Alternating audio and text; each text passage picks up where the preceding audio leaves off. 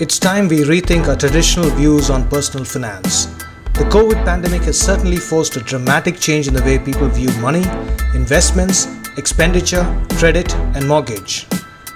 The impact of the pandemic on the global economy is blatantly visible. According to a report on India Today, the informal sector has been badly hit by the pandemic, and the small businesses have run out of revenue or working capital. Job losses and drop in per capita income have resulted in dwindling personal savings. Even those who have seen a rise in income would agree that the pandemic has changed their traditional perspective on managing money. On today's show, we're going to speak to Dr. SureshNanda, a financial expert with over 40 years of experience, who has held several senior positions in the financial sector over the years. Just to name a few, he was a part of the 1994 startup team in ICICI and has held senior positions in ING both in India and the Middle East. He's also a fellow at the IIM Calcutta. Dr. Suresh is joining us from Mauritius. In the year 2018, he founded Symphony Capital in Mauritius, which connects businesses across continents. Dr. Suresh is a great analyzer of financial trends and economic changes globally and locally. One thing that we've observed in the pandemic is the gap between the most essential things in life and the desirable things in life has greatly widened. We are talking money matters today. On Intricate Chats with Swaps 6, we're talking about 6 financial lessons that we've learned during the pandemic.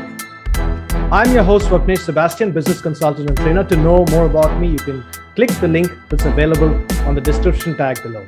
Thank you so much for joining in, and we're going to discuss these 6 financial lessons with a banker, an investment guru, a financial expert, Dr. SureshNanda, who has over 40 years of experience. Let's get started. Welcome to the show, Suresh. Thank you so much for joining us. Wait a minute. We have a disclaimer. This video is not about how to become a millionaire in a week, nor is it about how to make your investment grow 6-fold while you're resting at home. These are pragmatic 6 lessons that we've learned during the pandemic. Over to you, Suresh, to discuss lesson number 1.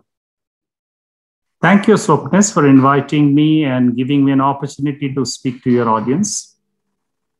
The pandemic had taught a lot of things. The first thing that I learned is reduce the cost of living.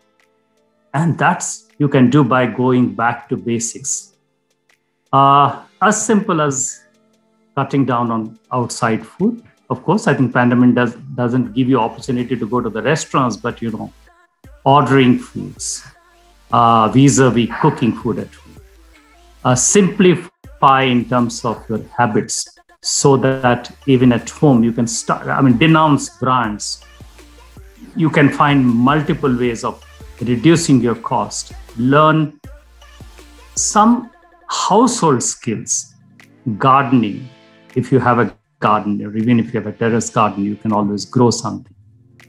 Learn cleaning utensils. Don't leave it to your wife or maybe even people who can help you.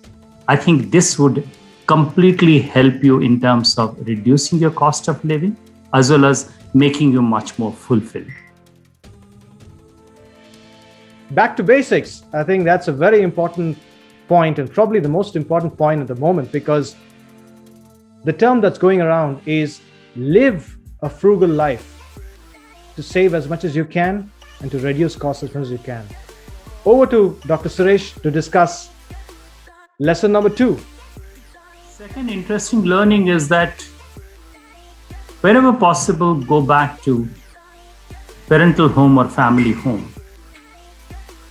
For unmarried children or even married couples, it's quite possible to move out and go back to family home, especially if you don't have children or school-going children.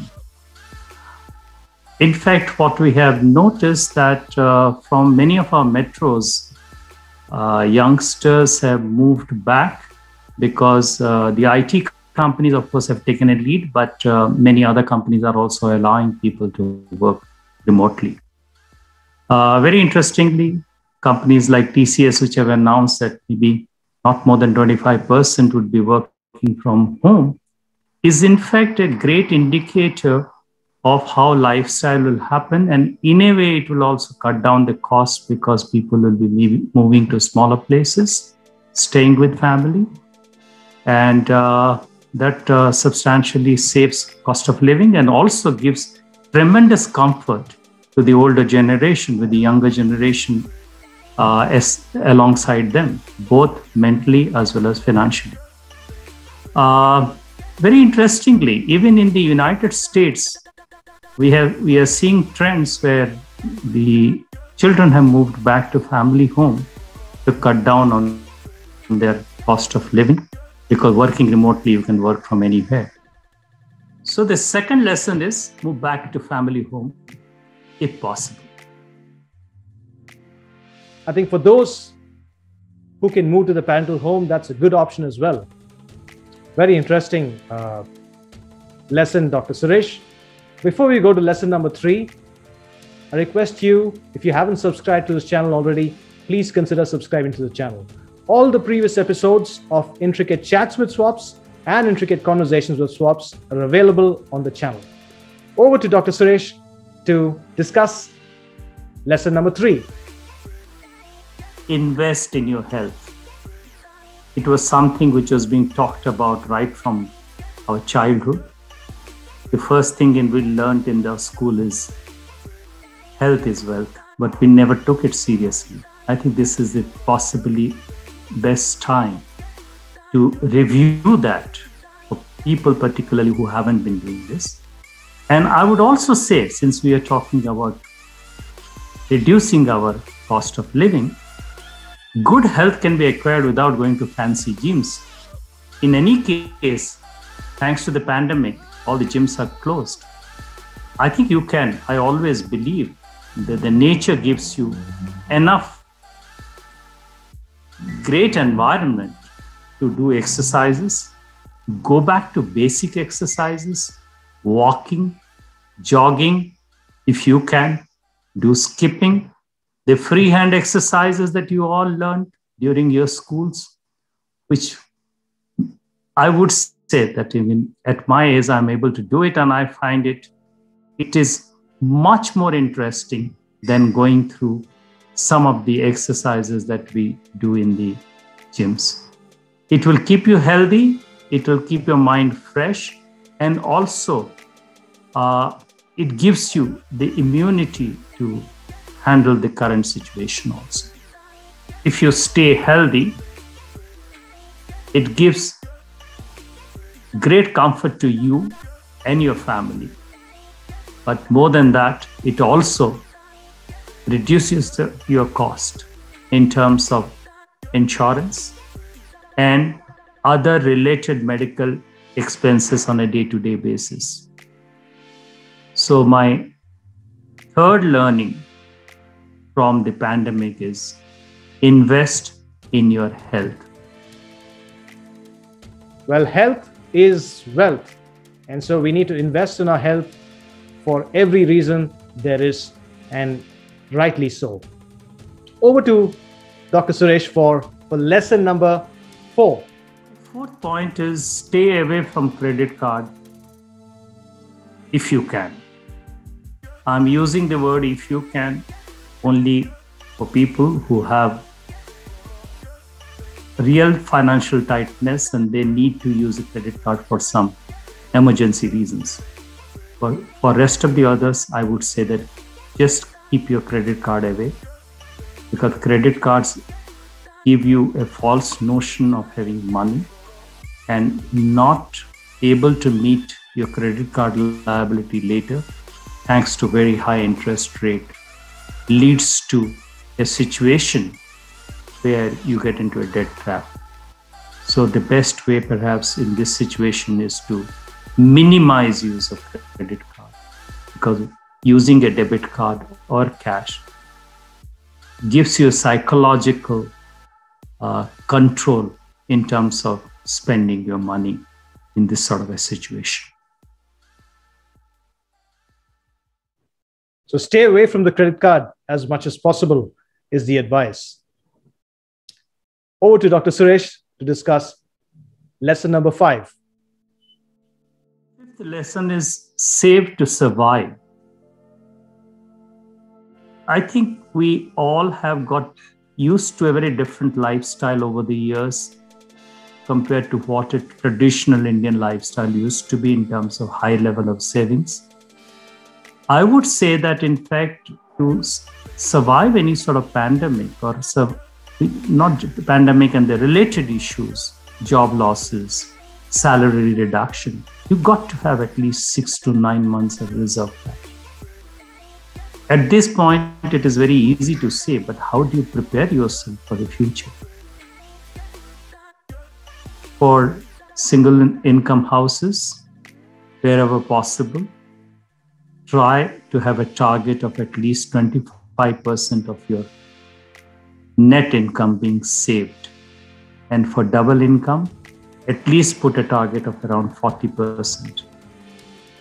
Sounds perhaps very difficult, but if you can build in a lifestyle of simplicity, lifestyle of doing away with expensive brands, lifestyle of do it yourself, a lot of things rather than depending on too many people, and bring in a sense of duty for each and every family member, including inculcate good habits in your children. I'm sure it is quite possible, and that will make the entire family unit sturdy to meet any sort of future eventualities.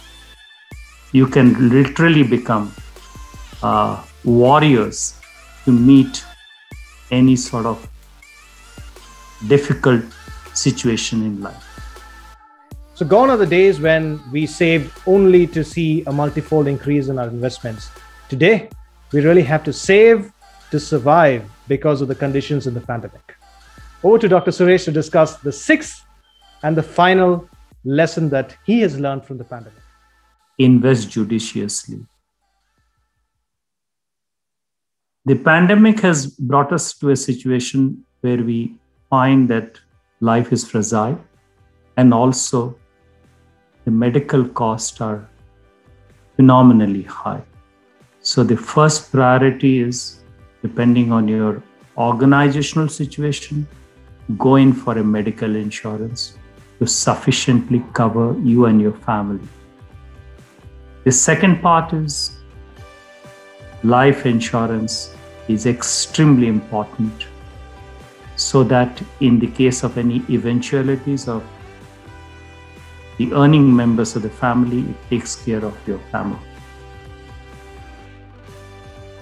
While your financial advisor possibly advise you about your investments, be it equity, be it debt, or be it real estate, I would still say, let's not forget about some of the governmental schemes, including that of the post offices, which give good interest rate, and more than that, they are also extremely safe because of the government's backing behind it. So thank you so much, Dr. SureshNanda, for joining us and giving us these valuable lessons. I hope this has been very useful for all the viewers. Thanks, Swapnesh, once again for the opportunity, and I hope your audience will find it useful and to the extent possible apply in their life. Thank you. Don't forget to share your comments below, and we look forward to your comments and hope to see you in the next episode of Intricate Chats with Swaps. And until then, stay safe and stay home.